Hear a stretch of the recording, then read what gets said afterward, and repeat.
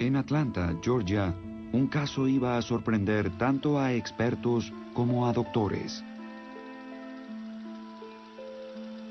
El cardiólogo Michael Sabon también estudiaba las experiencias de casi muerte cuando se topó con un relato extraordinario. Pam's case is unique in the fact that she had her near-death experience at a time that she was fully instrumented and under medical observation. And I think if you wanted to construct a laboratory experiment where you had someone and took them as close to death or perhaps even into death as possible and then bring them back and ask them what they could recall, Pam's case probably comes closest to that than any other so far that we know of.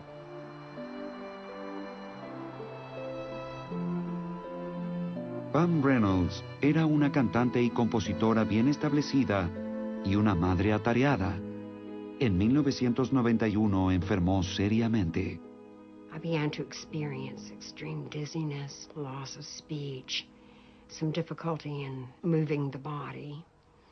And it was at that point that my physician recommended that I have a CAT scan. And the CAT scan, of course, showed the aneurysm. And it was a big one. It was a giant aneurysm. I was referred to a neurologist, and the neurologist gave me little or no chance of survival at all. Para Pam, había una última esperanza. Realizó el que creyó sería su último viaje de 3.200 kilómetros hasta el Instituto Neurológico de Phoenix, Arizona.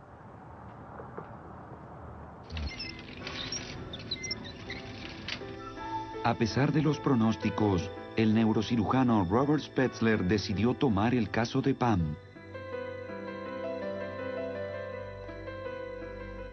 What we're looking at is the aneurysm that she had, which is at the very base of the brain. This is the balloon that can burst and cause this incredible catastrophe in the patient's brain.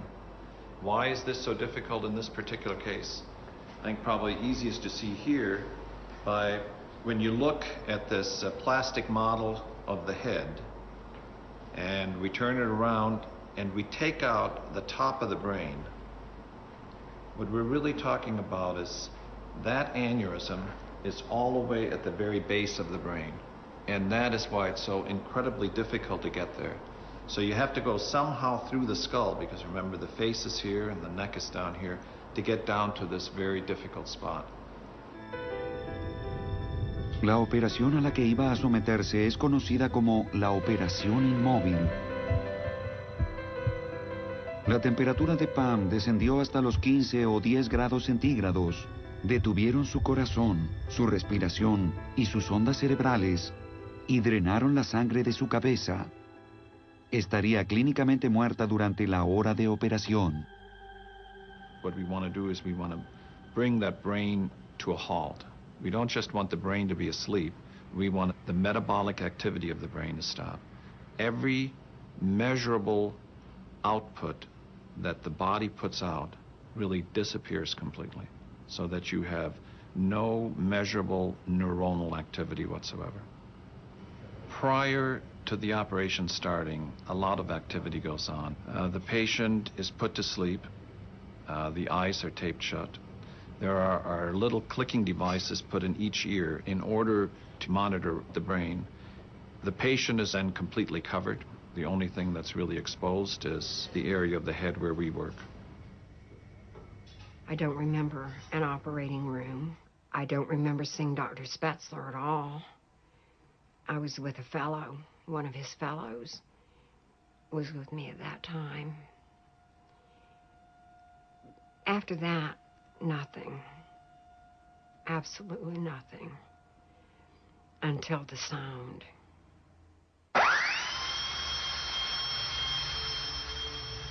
And the sound was unpleasant. It was guttural.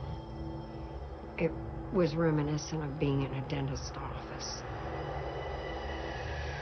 And I remember the top of my head tingling, and I just sort of popped out of the top of my head. And I was then looking down at the body. I knew it was my body, but I didn't care.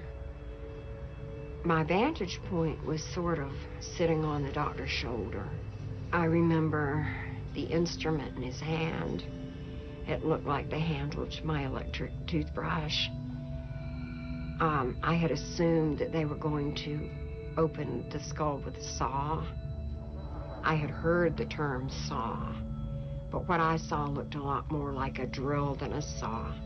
It even had little bits that were kept in this case that looked like the case that my father stored his socket wrenches in when I was a child. And I remember distinctly hearing a female voice saying, "We have a problem. Our arteries are too small. Try the other side." It seemed to come from further down on the table. I do remember wondering, what are they doing? Because this is brain surgery. And what had happened was they accessed the femoral arteries in order to drain the blood. And I did not understand that. In the process of my study, I went and interviewed Dr. Spetzler and looked at his operative report, and I found that what she saw from her out-of-body experience seemingly corresponded very accurately to what had actually occurred. She looked at the bone saw that was being used to cut open her skull. I didn't have any idea what this thing looked like. She described it as an electric toothbrush, which I thought was ridiculous. I had to send off for a picture of this saw to Fort Worth, Texas, to confirm whether or not what she said it looked like actually was accurate. And I was astounded when I saw the picture. It indeed does resemble an electric toothbrush.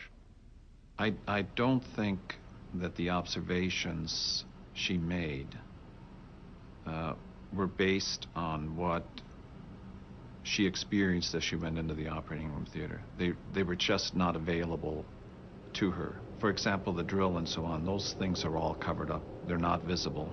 They were inside their packages. You really don't begin to open until the patient is completely asleep so that you maintain a sterile environment. She also heard a conversation during the operation between Dr. Spetzler and the cardiovascular surgeons who were cutting into her legs to hook her up to the heart-lung machine. When the cardiac surgeon incised her right groin, she found that her veins and arteries were too small, and she had to go over to the left side. And there was some conversation at the time between the doctors. Pam accurately recalled hearing that conversation. At that stage in the operation, nobody can observe, hear in that state. And I find it inconceivable that your normal senses, such as hearing, let alone the fact that she had clicking modules in each ear, that there was any way for her to hear those through normal auditory pathways.